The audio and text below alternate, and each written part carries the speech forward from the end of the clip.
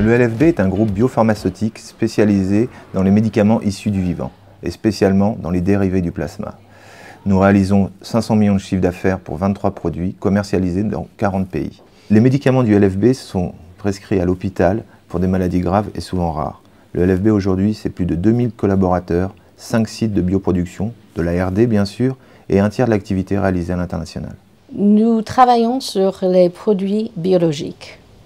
Biologique, ça veut dire des caractéristiques différentes selon les matières premières qu'on met en œuvre, selon les processus de fabrication mis en place et selon la finition du produit.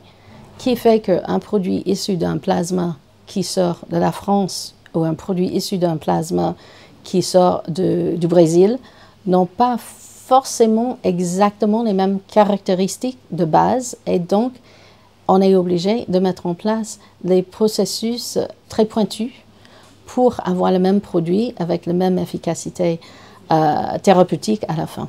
Le LFB a choisi de mettre en place un système de supply chain global pour répondre à 3 priorités. La première, avoir une approche transverse qui permet d'intégrer l'exhaustivité des contraintes avec un objectif d'optimisation globale.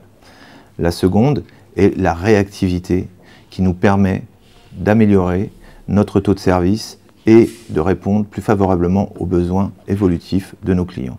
Enfin, donner de l'agilité dans nos organisations afin de répondre aux enjeux de demain sur l'internationalisation. Alors nous sommes dans un contexte de développement international soutenu avec un outil industriel qui doit s'adapter à cette croissance des ventes. Les équipes Future Master nous ont accompagnés sur l'amélioration du processus des prévisions de vente. Cette collaboration nous a permis d'affiner et mieux structurer notre processus interne. Les équipes Future Master ont été celles qui ont le mieux appréhendé nos spécificités. Nous sommes dans une industrie très complexe, nous avons des gestions bien particulières comme les coproduits. À partir d'une seule matière première, nous devons être capables de tirer 23 médicaments différents. Le contrôle de gestion a été intégré dès le début du projet et il a participé aux différents ateliers pour concevoir les indicateurs ainsi que les règles de gestion. Le rôle du contrôle de gestion, c'est d'abord de vérifier que les prévisions de vente sont conformes à la stratégie de l'entreprise tant en volume qu'en valeur, et puis aussi de définir la politique de stock.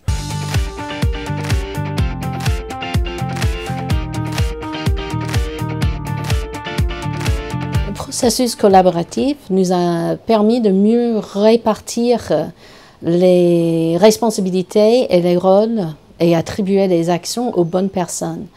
Les prévisions sont saisies directement par les commerciaux responsables, où qu'ils soient dans le monde, avec des chiffres mensualisés par produit, par pays. Ce processus a également permis de mettre en place des contrôles et des arbitrages plus en amont de l'étape planification. L'outil nous a facilité la consolidation entre les prévisions à l'international avec les prévisions France.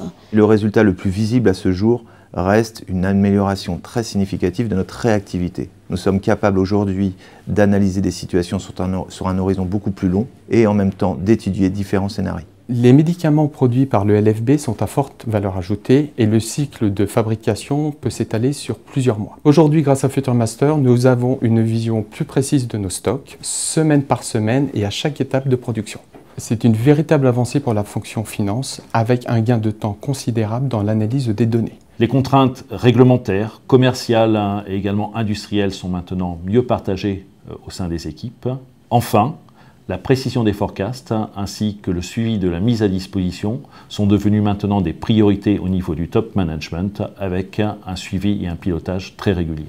Aujourd'hui, le LFB est rentré dans un processus clair qui unit les équipes commerciales, industrielles et financières.